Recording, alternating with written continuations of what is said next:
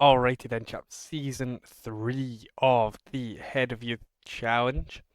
And it's gone alright so far. We've got Andre Barza there, who we signed to play in the first team, of course, when he was 19. And he's playing loads of games for the first team, so you can't complain with that. He's got 4 assists. It's our best. That's probably from the Club World Cup, actually. Because it only says he's got 1 in the Prem, so it's got to be from the Club World Cup. It may not be in the competitions. If I go check the schedule, we won our group, and then, oops, I went back. Got to the semi-finals and were knocked out there, so didn't win that, but that's all right. Let's go check some transfers because we definitely made some of those. Was there any from the last season? Yes, there was. We signed Chris Rigg from Sunderland, and he played a lot of games last season in the Premier League for Sunderland. So I was like, maybe he's got the ability to play Premier League for us. So I've got him starting in that attacking midfielder role, and hopefully he can perform for us. Hopefully he can grow as well. He's just too good for the U21 squad, and no one would take him on loan, so decided I'd start him. We also signed this regen, Amin Beltman, who we loaned out to Cardiff. He's pretty decent. He's got great mentals. His passing's really good. He's got great dribbling off the ball, fantastic, and his balance is exceptional. He's just a bit slow, but he's pretty good. He takes up one of our U21 foreign slots for 17 million. We also signed David Pajic, who takes up one of those slots. He's on loan at Bochum. You know, I do think the loans help to an extent, but I don't know. I'm still not sure on the loans. We did have some outs, I'm pretty sure. And that was January. Yep, we had Trevor Chalobah leave to Liverpool. Then we had Adrabayo, Pedro Neto both leave. We had Petrovic and Guyu. Guyu was the youngster, of course. Just things never worked out for him here. And he moved on to Bournemouth for 8 million, so we take that. So a couple loans, of course, we loaned out Harry Amas, who used to play for my favourite club. Hopefully he can keep growing because I'd like to see him make some first team appearances. He's very fast. We'll see him at the end of the season and how he did. We did have more outs, of course. We've sold Renato Vega, Benoit Badiashile, Aaron Anselmino. I wanted him to play first team football for us this season, but then he had a release clause for 16 million, and I gave him a contract, but Man United just wanted to play there more, I guess. So he would have been great. He would have been great. He's really quick. He can jump, tackle. He's not even going to get game time at United, so that was a poor decision by him. Another sale was Mal Gusto. Simone Perfundi also left the club because no, he wouldn't accept any loans that I was getting for him. He wouldn't accept any of them, and he wasn't growing to the standards that I was requiring. So, £12 million, it was a profit on what we bought him in for, so we'll absolutely take that. It's very Halstead Nipan on loan at Bayern Munich, so hopefully he can get tons of game time there, come back, and be a great player for us. So let's get into the signings we made. It was Jonah Kusi Asari, who joined us from Bayern Munich for £27.5 million. I think this guy is an investment. 196 centimeters tall. He is massive. He's got to bag for Levante for him to grow and come back here. Young goalkeeper Nicholas Lorenzetti was signed. The Argentine with 5-star potential, out on loan at Coventry. He's kept 2 clean sheets in 2 games. Hopefully he can keep that up and grow for us. I signed young right back Lee Bell from Ross County. I was just planning to play him in the U21s, but Stoke came in with a loan offer, and I was like, yeah, we'll take that. He's very good though. Um, This guy, can't say his first name. Mr. Gallagher, we'll call him. Very unfortunate name. He's a good right back. He can play DM, centre back. I do think he's a better centre back. He's a DM, isn't he? Yeah, but he's good. Signed from Nottingham Forest for £17.5 million. Just a young boy. Another English signing came in was Harry Gray. Got him in the U18s playing striker. He's got great mentals for the role. Got great technicals, physicals. He's a well-rounded striker. 16 years old. He's gonna get some goals for us. Another centre back, Robson Brown, came in from Watford. He is a good ball player. He will be with that 10 passing right now. He's 15, so that'll grow to at least 14. He's aggressive. He's brave. He can head the ball. Pretty tall. So hopefully he can grow as well. He's in the U18s. And then Luke Hume, who I've got starting in the U21s. It was signed from Luton for £11.5 million.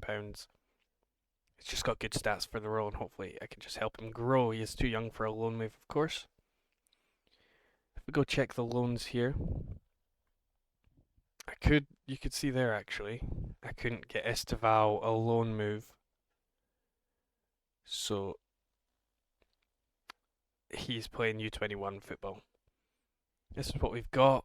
Oko is in the U21 team. Esteval Gumoha, who's out for 7 months, which is very disappointing for his career. We got Norbury in here. Stephen Mfuni is out on loan, so Hamza Guerrero came back. There's Bendito Mantato who'll get a loan move next season. He lost trust with me because I didn't sign him for the Champions League. I didn't register him. That's alright. U18s wise, there's Harry Gray, there's Leon Gaston. Jensen Shearwood's in here. Oko is apparently still playing here. I don't want him to do that. Put Owen Douglas in. We've got Fosu, who's got decent potential, playing DM. There's Robson Brown. Mantato's apparently still playing there. We'll put Hamit Tan in there.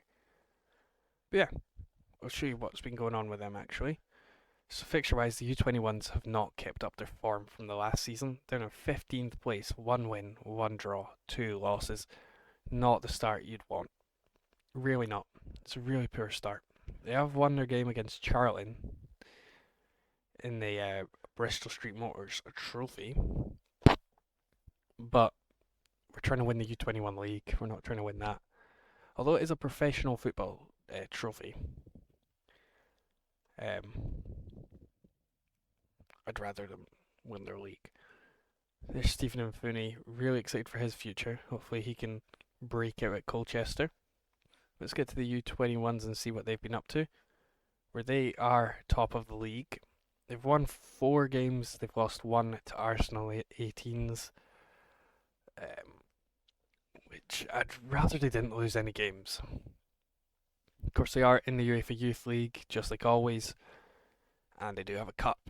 So I think that's pretty decent. I'm pretty sure I got some upgrades. We've got exceptional. We need that state-of-the-art training. And yeah. So I'll get to the end of the season and hopefully we've done pretty well with the development. Okay, we have made it to the end of the season.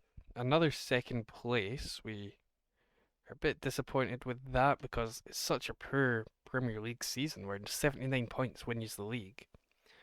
Maybe 77 could have done that. But sorry. We see Andre Borza here getting Player of the Year with 17 assists and the highest average rating at the club. He seems to have grown. I'm happy with this signing, and he's done a fair amount for the club. Things happened in January.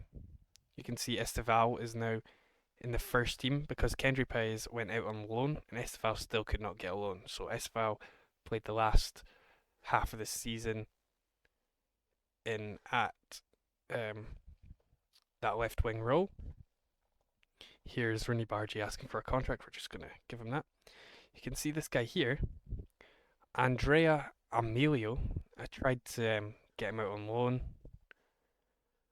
but signed him in January. But apparently, we had another space left for U21 foreign player, and I think he's really good. So I just played him. He's got everything you need. His heading's there. He's a bit fast. He's strong. He's got the composure. He's got what you need in a striker. So I thought I'd play him, try to develop him in the main team, and we got second place. I'm not sure he got a lot of goals. Six is decent. 6 and 3 assists. That's all right. Of course, knocked out in the knockout playoff round by PSG. I'm pretty sure we barely made it. Yeah, 23rd.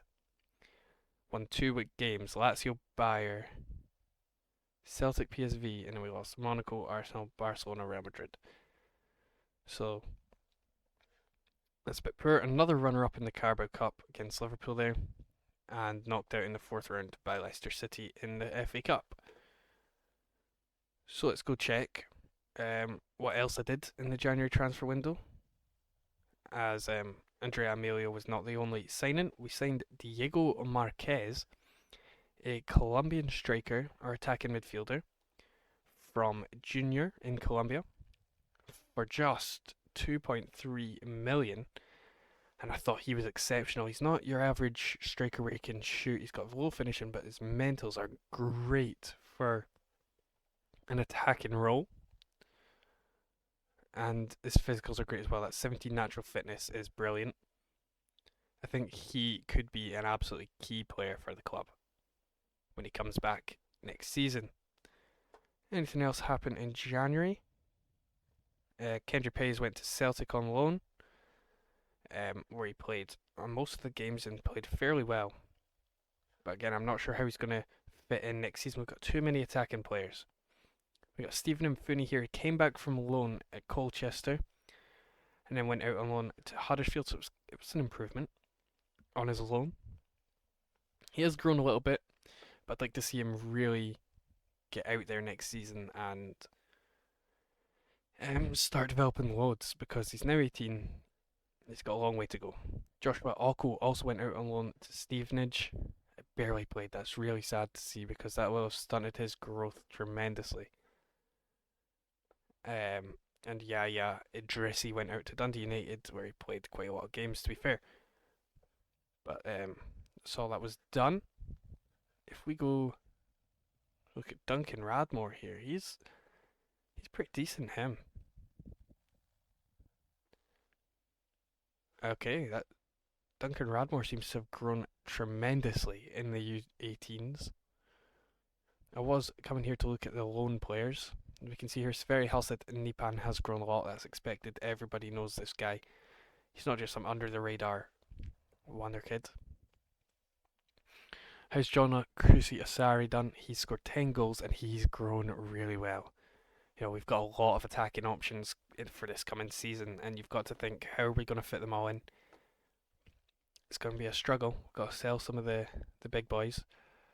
Here's Nicholas Lorenzetti. He played 42 games in the Championship, keeping 11 clean sheets and only conceding 10 goals more than games he played. Although Coventry did not even make playoffs, so maybe he conceded too many goals. But I think he's really good. Genuinely, he's got reflexes, he's got handling, he's got one-on-ones, he's got aerial reach. He's just a bit slow, but he's agile. I think he could be the number one next season. I know it doesn't seem like it, but genuinely, let's do a comparison. You can see Robert Sanchez is way more well-rounded, but the aerial's the same. Distribution's one behind, shot stopping's one behind. He's not as physical, he's just a bit slower. He's got better mentals. I think this is a great goalkeeper, and I'm gonna play him first team next season. We got Kendry Pays, of course, Franco Mastantuono out on loan, developing. He's just like Pafundi. You're not seeing what you want to see. With Lee Bell out at Stoke, I'd say he's not really done anything. He's not developed as you'd hope. But it's alright, he's still got ages, he's 18 now. Harry Amass, now 20 years old. His physicals are great. He is developing. Another loan move will do him well. Hopefully at a championship level, maybe above that. But, these players need to start going. The loan moves are not helping them that much. There's Jace Fitzgerald, 20 now. And then potential just drops off. But let's go check how the U21s got on. It will start in the U21 Premier League division, where you can see here Chelsea U21s finished in second, 15 games won, 1 draw, 4 losses. Finished 1 point behind Brighton to get first in the league stage. They beat Middlesbrough under 21s in the round of 16. Then we beat West Ham in the quarterfinals, Arsenal in the semis, and then going on to beat Brighton in the final. You see here, Harry Gray played U21 football. I changed my 2 strikers around between Harry Gray and Luke Hume. So Harry Gray was playing U21s. And Harry Gray got top goal scorer as well. Bendito Mantato there, doing pretty well. There's Myron Norbury, who needs to get a loan move next season, I think. Let's do the Bristol Street Motors. They won the group 3 games out of 3. Wait, what? I swear that just said. Oh. Why was that included in the groups pick? Okay, whatever. Lost to Watford 3-0. 3-3 on penalties. Here's the Premier Division Cup. 4 wins, 1 draw, 1 loss. Unable to beat Crystal Palace. A loss in the knockout rounds there.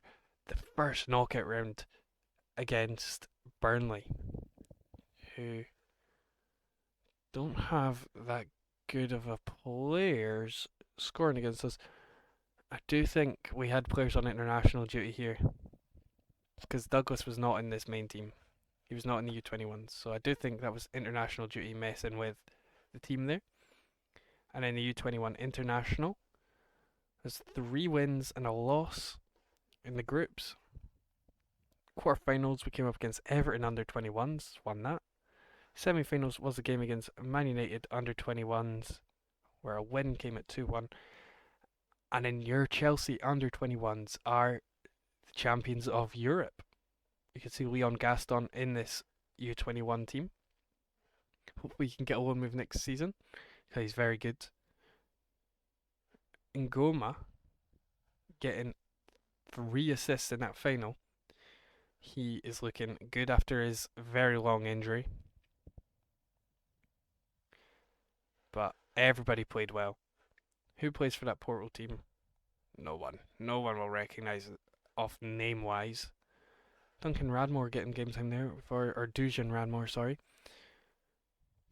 We've already said he's going through. So 2 trophies for this U21 team. Let's check how the U18s did. The U18 Division South, they lost their first game, sorry, but they did manage to win their group, their Division 1 South group, 10 points clear. Came up against Man City and won 3-0 there. The U18s, champions of England, yet again. Luke Hume grabbing a goal and assist before Paul Doran grabbed a goal there. So Luke Hume, we'll take a look at him, because we did at the start. Not grown too much. Apparently he's gone down. If we click all time, it'll show any growth. Apparently he's not grown in a single attribute. So maybe he needs a loan deal. So the U18s have won their league. We'll check the Division Cup, where they got 3 from 3. Into the quarterfinals, they beat Middlesbrough 3-2. Beat Arsenal 1-0. And then beat Liverpool U18s on penalties 1-1. Which is pretty good. Liverpool losing on penalties well, as I'm recording this, they just lost on penalties to PSG, so they lose on penalties again. So that's another win. That's 2 trophies for this U18s team. Here's the UEFA Youth League, finishing in 9th in the league. That's not part of it. Knockout playoff round, where they beat Heerenveen U19s 4-0. Came up against PSV U18s, where they all beat us on pens after a 2-all draw. Yeah. Okay, Semi Asil. He seems pretty good. He does. Alright then. With that, let's take a look at some players. With Gaston, of course. Gallagher? How did Gallagher do? He developed. Still 16. He's going to get way better. That's pretty good. Norbury, I would have liked not to play him at right back, to be honest. Let's do a little progress check on Norbury. He's grown in most of his technicals, some of his mentals, and then his physicals have done growth as well because he's a young little lad. But yeah, that's how the boys did. If we go take a look at some of these boys, maybe. I keep looking at Dujon Radmore. He's really good. But anyway, you can see how stuff happened. I am going to move Dujon Radmore into this. I didn't click dynamics. Dujon Radmore moved to senior squad, and we will lock him in here. We'll lock Dujon in there. And that might how we be starting next episode. Maybe alone here and alone here. Maybe even alone here. Because Severi has said Nipan is either going to get sold or he's going to start. So, but yeah, it's a pretty decent season for all teams. And if you enjoyed, like the video and subscribe. And I'll see you in the next one.